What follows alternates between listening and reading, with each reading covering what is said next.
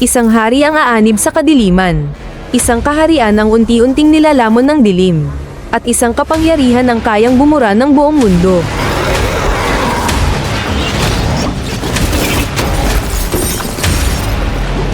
Paano kung ang mga Diyos mismo ang kalaban ng sangkatauhan?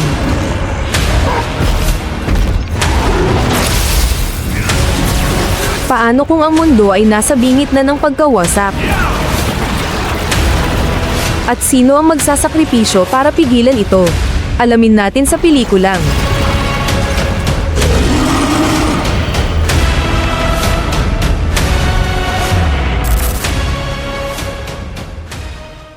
Nagsimula ang kwento sa kaharian ni Haring Zhou na isang lugar na kilala na imperyong puno ng takot kung saan isang opisyal ang pumasok sa silid ng hari at sa isang iglap, nilamon siya ng mahahabang galamay ng reyna ng dilim na si Doji. Pero hindi siya simpleng babae. Isa rin siyang demon fox na tumatayong asawa ng hari. Subalit, ang di nila alam, sa labas ng lungsod, gumagalaw na ang lihim na pag-aaklas at pag-atake na pinamumunuan ni Jilei at ang mga mandirigma ng Tribong Wing na sakay ng bakal na sasakyan. Iisa lang ang misyon nila, iligtas ang Invisible Clan at ang pinuno nilang si Master Chiro na nahuli at ikinulong ng malupit na si Haring Zhou. Dito rin ay dumating si Jiang Zia, isang salamangkero na bihasa rin sa digmaan, kung saan, ibinunyag niya rin ang nakakatakot na nakaraan ng haring si Zhou, na noong bata pa lamang daw, ay hinayaan niyang angkinin siya ng Black Dragon dahil sa walang hanggang pag-ambisyon nito na pagharian ang mundo. Sinabi niya rin, nakatakda silang umatake kapag nagtagpo ang 3 araw kung saan lalaya na ang kinatatakutang Dragon King na magdudulot ng kadiliman sa buong mundo. Samantala sa loob ng lungsod,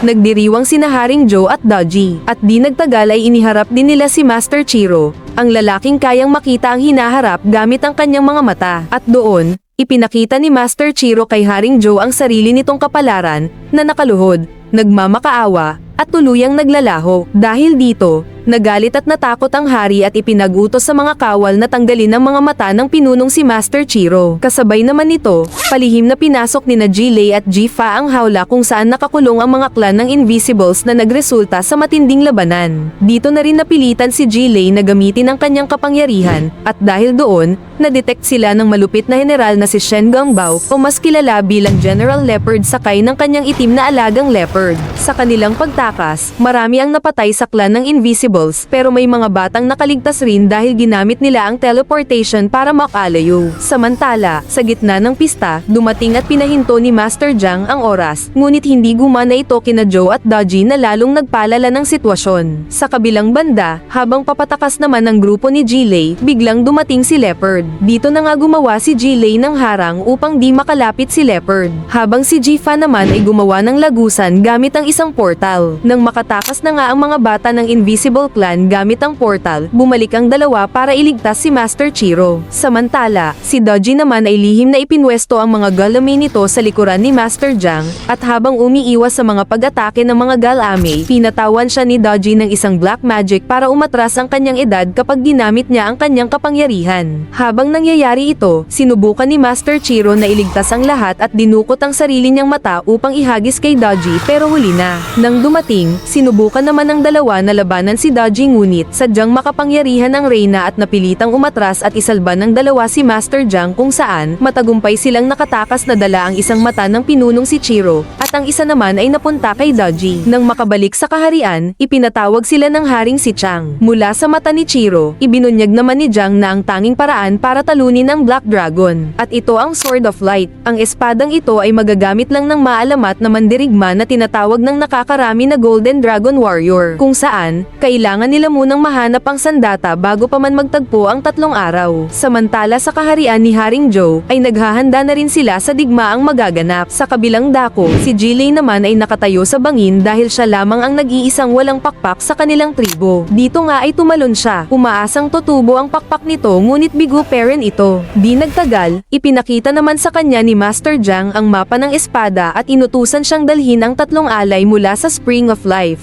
kung saan, mula sa balon, lumitaw ang isang itlog at nabasag, at lumabas ang nilalang na may 6 na braso. Siya ay si Nessa, isang batang Diyos na makulit at puno ng kapilyuhan. Sa kabilang banda, lumikha naman si General Leopard ng isang kahoy na mandirigma na si Landay, at inutusan ito na hanapin at patayin si Jilei. Samantala sa kanyang paglalakbay, nakuha na ni Jilei ang unang regalo, at ito ay isang one-eyed flower na nagsasalita at nagbibigay ng babala kay Jilei, at masayang na paglalaroan naman ni Nessa. Ngunit, sa di inaasahan, inataka sila ng dambuhalang centipede sa disyerto, na agad ding napatay ni Jilei, pero ang hindi niya alam, palihim na kinuha ni Nessa ang ikalawang regalo. Ito ang Dragon Prince, isang sanggol na dragon na nagulat sa presensya ni Nessa. Kaya napabuga siya ng asul na usok sa mukha niya, na nagpatulog sa kanya, na biglang naging isang binata. Di nagtagal, napilitan si Jilei na makipagkasundo sa kanya upang tulungan siyang hanapin ang Sword of Light kapalit ng pagtulong nito kay Nessa na hanapin din ang kanyang makapangyarihang sandata, at ito ang Fire Wheels.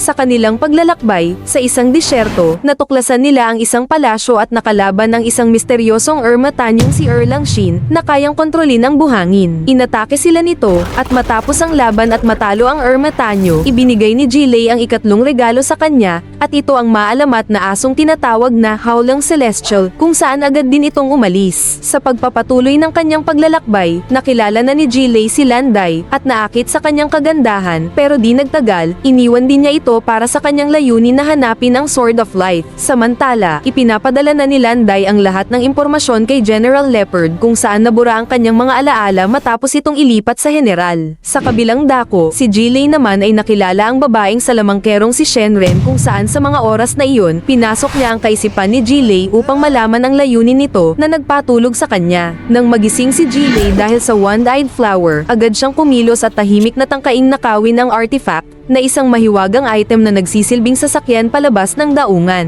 Nang bigla, pumasok si Landay na ngayon ay blanco, dahil nawala na ang alaala niya. Inilipat na niya ang lahat kay General Leopard at walang kaalam-alam, na tinanong si Jilei kung ano ang hawak nitong artifact, at sa tanong na yun, nagising si Shenren at inatake sila, pero matagumpay nilang nakuha ang artifact. Dahil walang oras para mag-isip, inilabas ni Jilei ang artifact at bigla itong nag-transform sa harap nila, naging isang lumilipad na barko, at nang makalayo, napagtanto niyang ang barkong ito ay kayang dalhin ang kahit sinong sakay nito kahit saan basta gugustuhin nila. Habang nasa himpapawid sila, hindi tumitigil si Nessa sa pang-aasar sa Dragon Prince. Kaya naman, nagbuga ito ng gas sa mukha ni Nessa at ibinalik muli ito sa pagiging bata. Sa gitna naman ng katahimikan, bumulong si Landay kay Jilei na alam niya ang tungkol sa Sword of Light dahil nabasa niya ang isip nito. Pero bago pa siya makapagsalita pa, biglang hinila ni General Leopard ang alaala ni Landay pabalik sa kanya dahilan upang mawalan ng malay si Landay, at sa sandaling yun naawa si Jilei at pinutol ang koneksyon sa ulo ni Landay.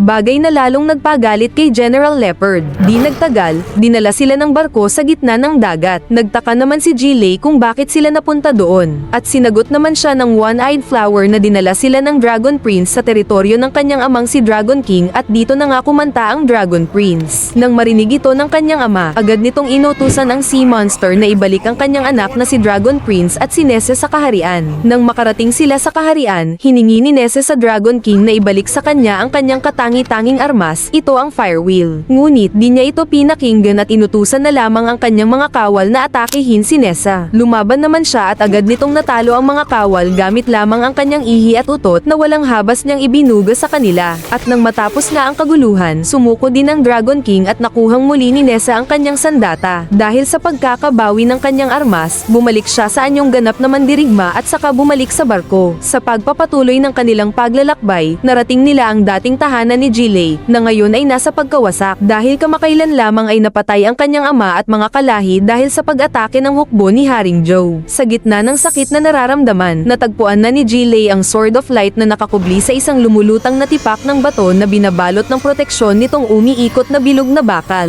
Subalit, biglang dumating si General Leopard kasama ang kanyang hukbo at planong agawin ang maalamat na sandata. At sa mga oras namang ding iyon, tinulungan na ni Landay si Jilei na matagumpay na makuha ang maalamat na sandata na nagbunga nga ng malaking pagsabog kung saan tumilapon sila kasama na dito ang grupo ni General Leopard. Ngunit, napuruhan din si Landay na nasalo ni Gilay na ngayon nga ay may pakpak na. At sa kanyang mga bisig, namatay si Landay, na muling naging kahoy. At nang mapansin ni Gilay ang 3 araw na nagsisimulang magdikit, iniwan niya na si Landay dala ang maalamat na sandata patungo sa kabisera, kung saan, kasama na niya ang binuong alyansa ni Nessa, Erlang Shen, at pati na rin ang asong si Howlang Celestial. Samantala, ang kabisera naman ay sinasalakay na ng hukbo ni Haring Joe, kung saan, nahihirapan si Master Jiang na gamitin ang nakahandang depensa ng lungsod dahil nagsisimula na niya itong makalimutan dahil na rin sa sumpa na ipinataw ni Dodgy sa kanya. Sa mga oras ding iyon, muling binuhay ni Dodgy si General Leopard bilang isang mapangwasak na halimaw. At nang makarating nga ang grupo ni Gilay, naabutan nga nilang naging batang paslit na nga si Master Jiang dahil sa labis na paggamit ng kanyang kapangyarihan. Na sa ngayon ay kaharap niya ang isa sa mga galame ni Dodgy. At sa huling laban sa halimaw na si General Leopard ay napatay si Haring Chang at bago malagutan ng hininga, ipinasa niya ang espada kay Ji-Fan na agad sumisid sa Spring of Life at muling lumitaw bilang ang Golden Dragon at sa isang hampas lamang, pinatay niya ang halimaw na si General Leopard.